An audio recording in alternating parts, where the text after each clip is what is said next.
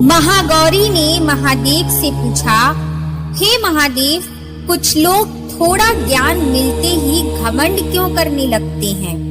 महादेव मुस्कुराए और बोले, देवी, खाली घड़ा सबसे ज्यादा आवाज करता है, लेकिन जो घड़ा पानी से भरा होता है वह शांत रहता है।